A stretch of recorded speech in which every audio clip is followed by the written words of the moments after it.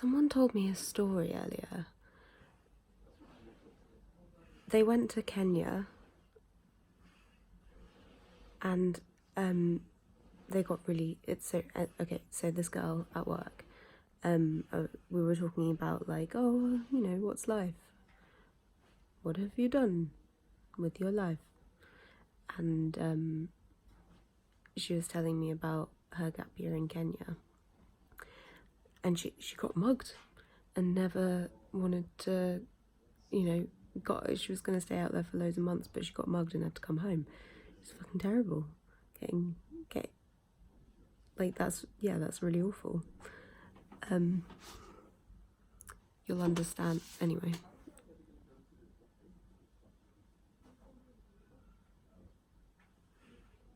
So she would have stayed in Kenya, but she got mugged. So she was too scared, so she wanted to come home. So it went like this.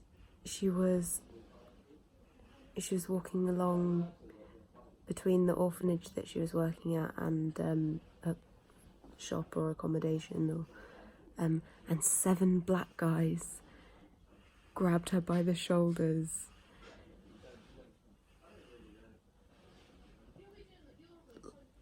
Of course they were black. You were in Kenya. That's like, why use that adjective as a qualifier in that piece of communication? Like,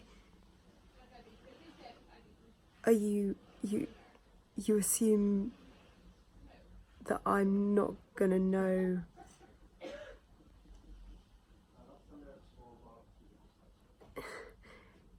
you were in Kenya? Of course they were black guys. And I don't think I'm ever gonna understand. And I think it's gonna go round in my head forever.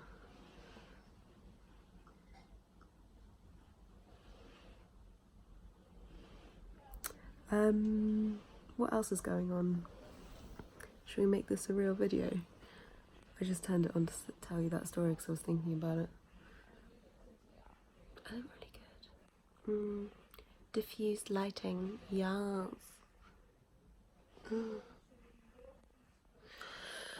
So I'm working this job. It's alright.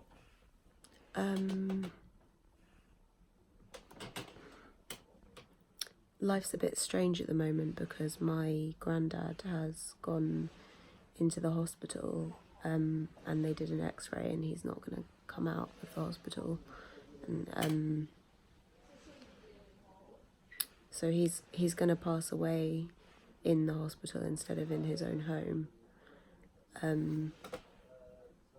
which is a really sad. We thought he was going to come home and have 3 months.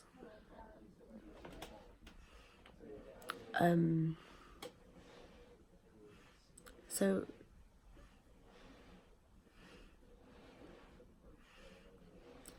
the energy of my life at the moment is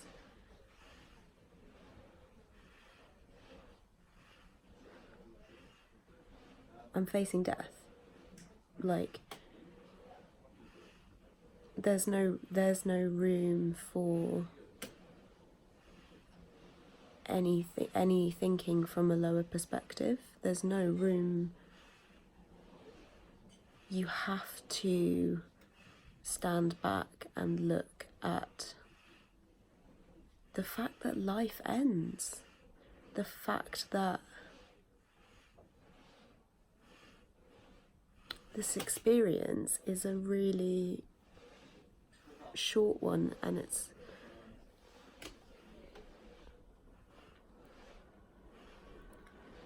like really precious.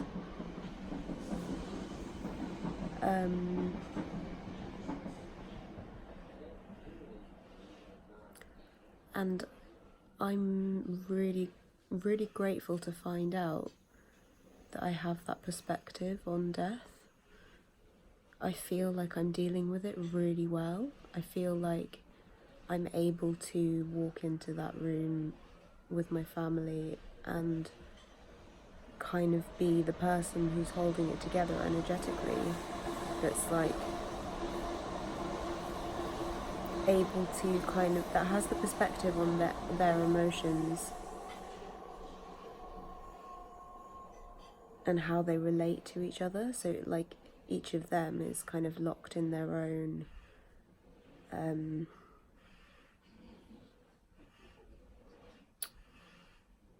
bond with their dad or my grandma's husband.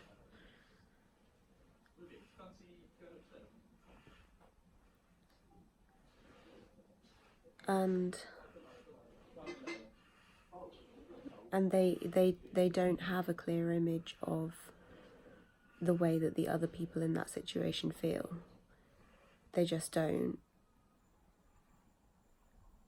But I do. I've studied them and I understand who they are and what their concerns are and what their experiences have been and why they feel the way they do and how it is that they feel. So I'm able to kind of act as a arbiter and kind of release tensions. And one thing I noticed was I was able to have a laugh with my granddad.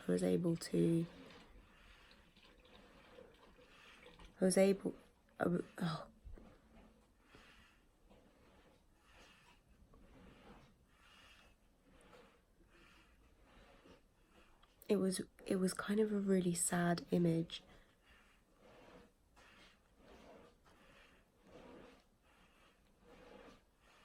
Him in the hospital bed and his 2 daughters and his wife,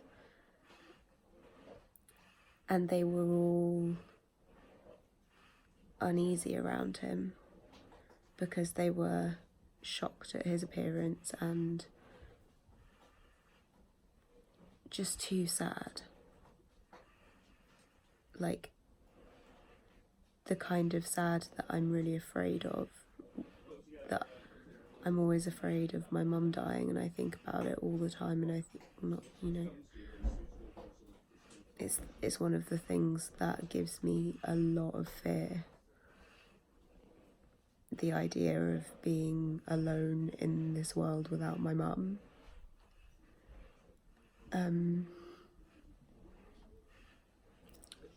And that's the level of fear that they're facing because they're so close.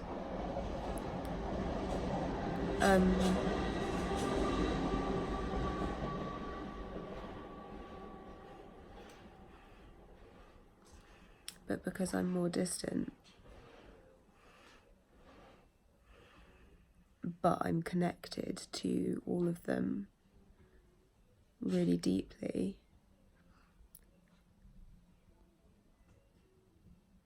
I was able to look my granddad in the eye and be like, all right?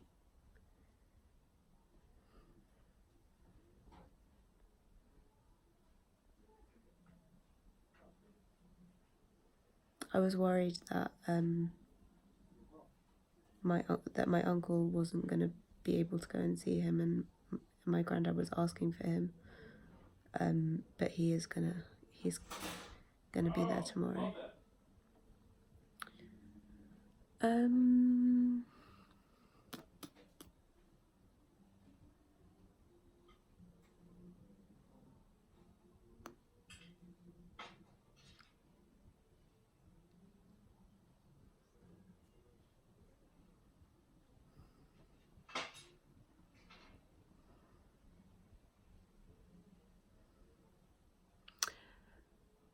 I feel like a priest. I feel like the role that I have in this situation is kind of the priest's role, to open the window onto you know, the fact that he's gonna go to the other side and he's gonna see so much. He's gonna understand so much about his life, and he's gonna be able to engage with us still, you know? I know that really solidly because I know that it's what he believes as well. So it's kind of a dynamic of like atheist children in the home following a death. Well, no, yeah, around a death. Fucking hell.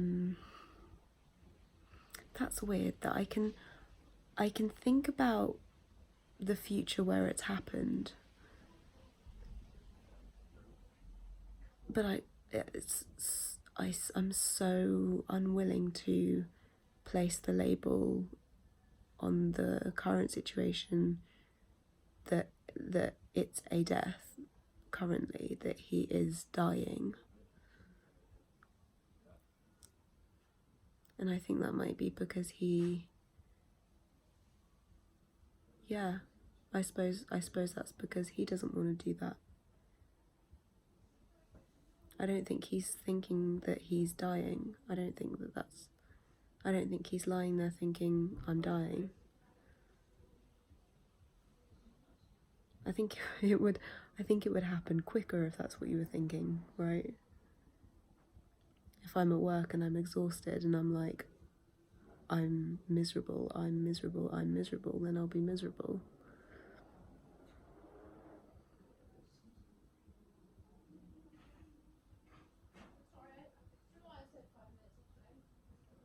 So where's the line? Where is he able to manifest a longer life? What I suppose like it's a higher aspect of his soul that is pushing the body towards death.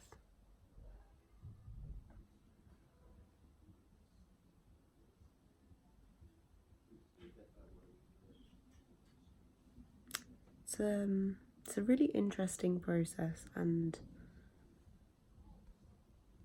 really profound and deeply personal, but deeply universal, which has just got me thinking about the nature of the collective mind, the collective unconscious, is that it's like a deeper / higher ring of the soul, the one that we all share, the ring of the soul that is shared by the whole of humanity.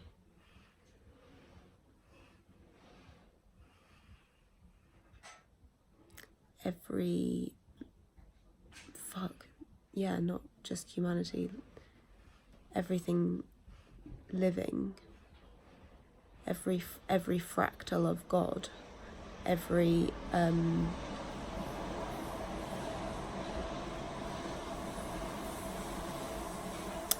living, and then everything existing in spirit. And that includes other races of aliens that exist on a spiritual plane instead of a physical, instead of a carbon one.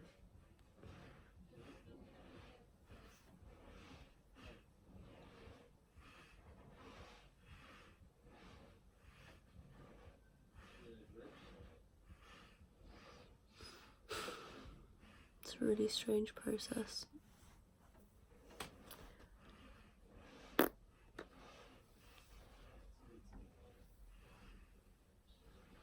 How is this affecting my writing?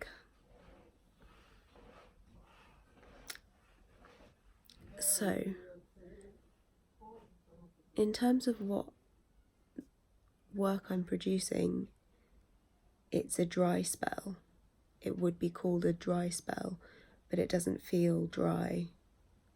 It feels like it's suffused. This experience is suffused with my body and my mind are suffused with richness of learning. There's lots of material to be soaked up. There's lots happening to my soul and my spirit while I'm not writing. Because I've had dry spells recently where I wasn't writing and there was nothing happening. Like, my mind was just exhausted. And I only realised that today. I was sitting in a graveyard. I walked home through a graveyard and sat down and looked up, and the tombstone in front of me was a black cross that said resting. And it was like something came over me where I was just able to rest. I was like, take rest as though it's a death. Let everything die so you can rest.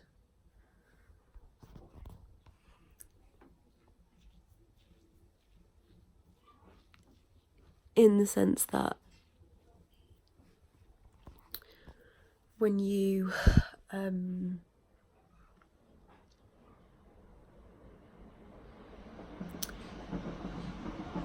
sometimes when you have too many projects happening, and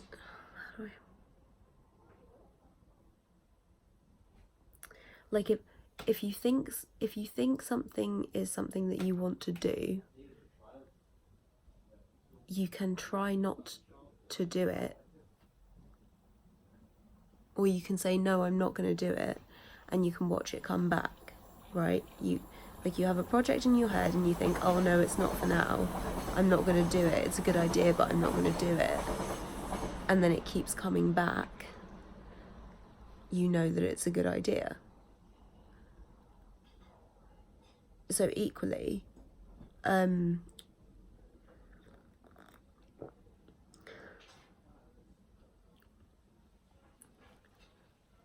sometimes I find, or I think I'm learning that, I can't think of examples, so I don't really know where I lie with this, but I think you can do that with the things that you do want to do, like my MA, applying for an MA is something that I want to do, and I keep killing it to test how badly I really want it, to test how much and how strongly it keeps coming back. And it does, it keeps coming back. Not from obligation, but from desire. It does.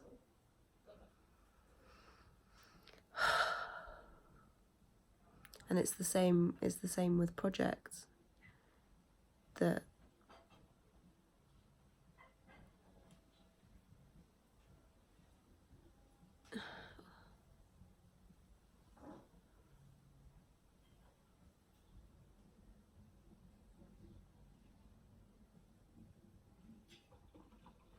okay, the dance of the universe is about push and pull. The dance of the universe is about listening and watching, hearing, smelling, tasting.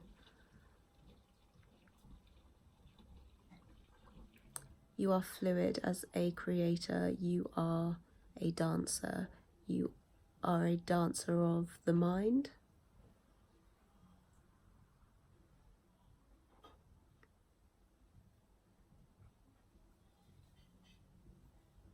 Okay. Joe Shapcott has a poem called "The Mad Cow." The mad cow laughs back. And I could probably recite it by heart, but I'm not going to try. I love the holes. There are wonderful holes in my brain. There are wonderful holes in my brain through which I'm looking for it. There are wonderful holes in my brain through which something. Yeah, I can wait. Hang on. I think it's off mutability.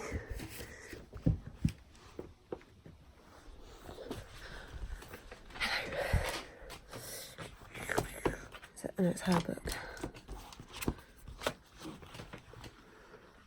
Sorry about the plates. Oh fuck, this poem. Okay, now I'm understanding another level of... There's a cow over there. I'm understanding a new level of why I'm doing these YouTube videos. This is wonderful. I feel like my body is a garden. I'm so excited. Okay. Okay.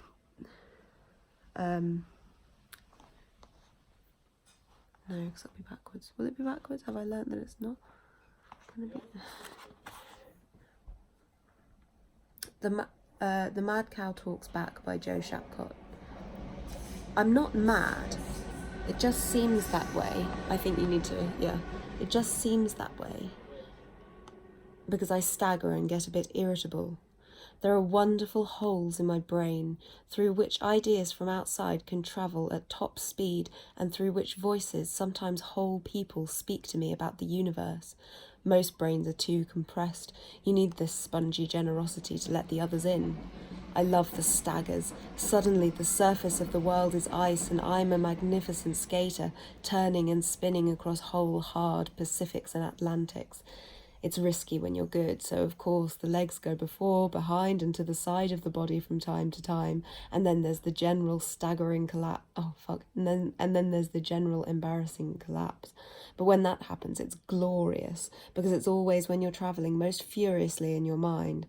My brain's like the hive, constant little murmurs from its cells saying this is the way to go. I fucking love that poem, and it's so relevant to what I imagine this channel is gonna become about. It's about writers, like a specific sect of writers who perceive and spit back out, who look at the world and hear it and come to understand how it works, and then shine a light on mysteries for others. We are gods, each and every one. But especially writers. Writers especially are gods. I'm very excited. Okay.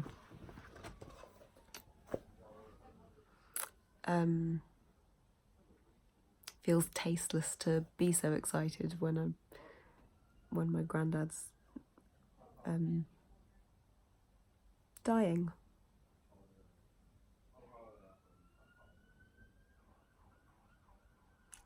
Fucking hell. Okay.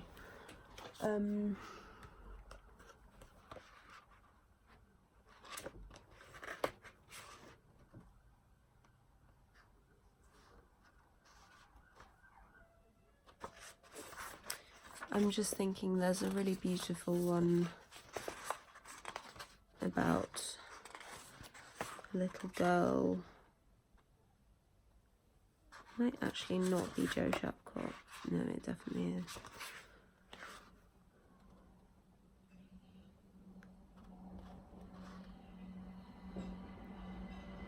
Okay. Let's read this one. I'm going to read you a poem and then I'm going to leave. Of mutability. Too many of the best cells in my body are itching, feeling jagged, turning raw in this spring chill. It's 2004 and I don't know a soul who doesn't feel small among the numbers. Razor small. Look down these days to your feet, mistrust the pavement and your blood tests, turn the doctor's expression grave. Look up to catch eclipses, gold leaf, comets, angels, chandeliers out of the corner of your eye. Join them if you like. Learn astrophysics or learn folk song, human sacrifice, mortality, flying, fishing, sex without touching much. Don't trouble though. To head anywhere but the sky. Another perfect. I'm going to read it again. Like, it seems stupid because you could scroll back, but I'm just going to read it again. Let's hang out. Of mutability. Too many of the best cells in my body are itching, feeling jagged, turning raw in this spring chill. It's 2004 and I don't know a soul who doesn't feel small among the numbers. Razor small. Look down these days to see your feet mistrust the pavement, and your blood tests turn the doctor's expression grave. Look up to catch eclipses, gold leaf, comets, angels, chandeliers out of the corner of your eye. Join them if you like. Learn astrophysics or learn folk song, human sacrifice, mortality, flying, fishing, sex without touching much. Don't trouble though to head anywhere but the sky. Wow. Okay, I'm gonna stick around because there are a few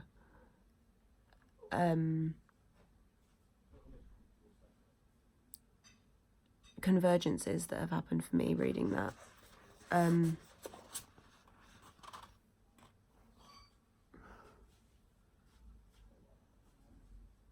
So the first one was razor small, which is what I'm trying to say about being insightful, right? Razor small, razor sharp, you cut through the dross, you cut through the illusion to see the truth, which is what I'm talking about. This is the job of, I don't want to say writers, I don't want to say this is the job of writers, because I think that there are lots of types of writers, and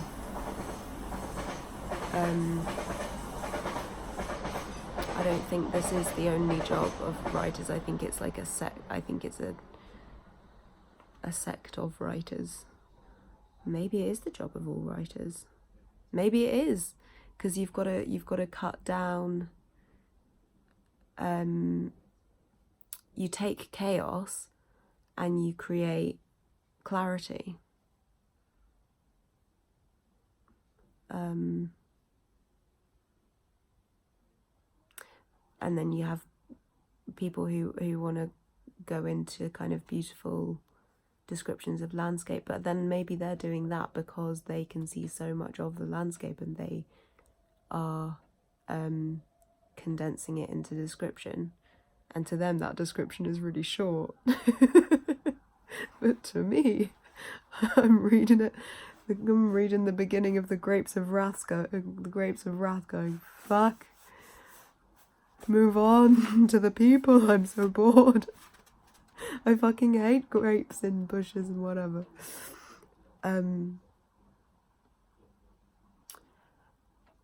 Your feet, look down these days to see your feet mistrust the pavement.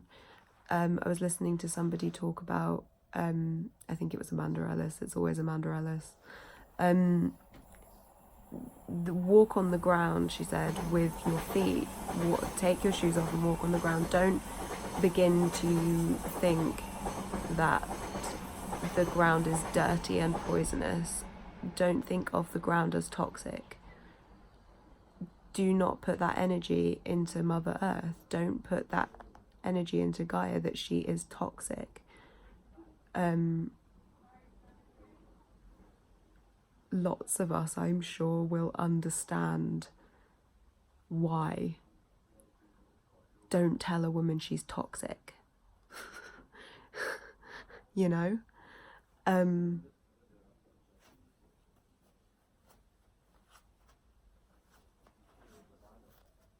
If you're a boy, that means you as well, but I'm not going to change the gender of the sentence. Look down these days to see your feet, mistrust the pavement, and your blood test turn the doctor's expression grave. My granddad's been having blood tests. No, he hasn't. He's been having x-rays. Interesting.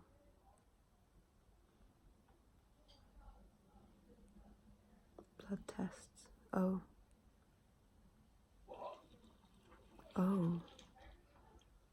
Blood tests. That makes me think of contracts between the people that you're connected to by blood.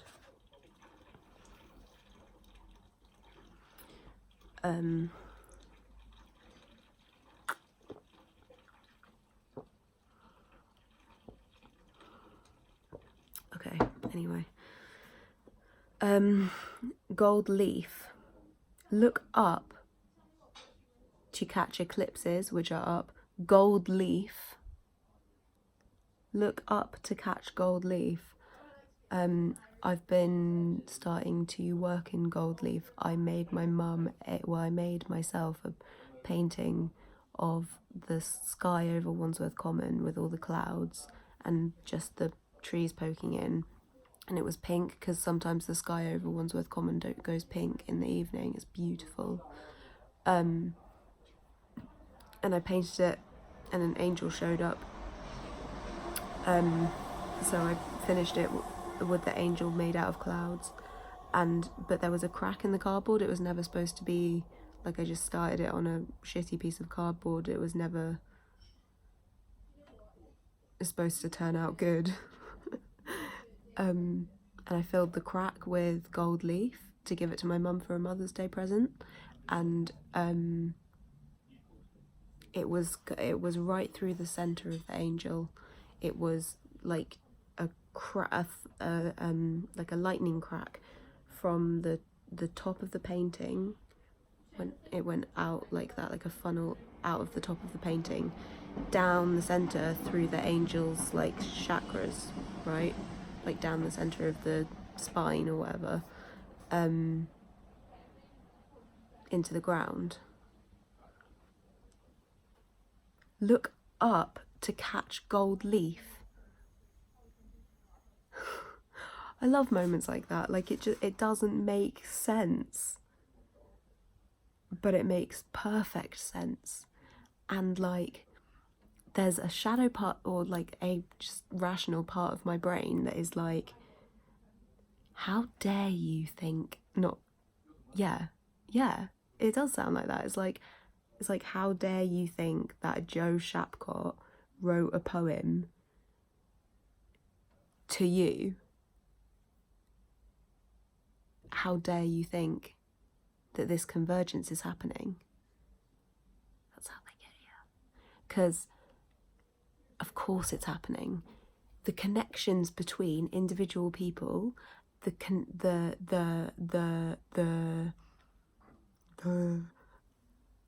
language that we share, the experiences that we share, the understanding that we share, we share it. It's the truth that we share it, that we all are part of the same being, that we are all fractals of this one thing that is ultimate unity, right? We're all just one edge of it. And these convergences, they work on a logic that is completely above our logical heads. How dare I think that I understand how Metatron's planning works. You know, if I'm being told something, if I'm looking in a poem and I'm like, look up to catch gold leaf, listen to that. Listen to that intuition. Understand that it is for you to learn. I'm getting really paranoid because there's neighbours in the garden. I don't give a fuck though. Join them if you like. Learn astrophysics or learn folk song Human Sacrifice. Learn astrophysics is I was told to, in those words I was like, bullet points, learn gravitational mathematics and quantum mechanics, and then you'll understand a little bit more about the universe. I was trying to talk to Raziel, and Raziel was like, I can't tell you any more stuff until you've learned gravitational mathematics and quantum mechanics. And I was like, cool, thanks. And I haven't learnt them, obviously because they're enormous subjects that it takes entire careers to understand. I think I just need to know a little bit more than I do to understand the next level of things. But there's a fear because I am telling myself that I don't deserve to think that I could understand science because I'm not a scientist. How fucked up is that? You know? You want to learn something, you learn it.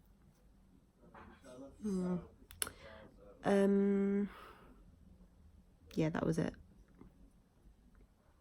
Anyway, comment below if you felt any convergences from me reading you some of Joe Shapcott's poems.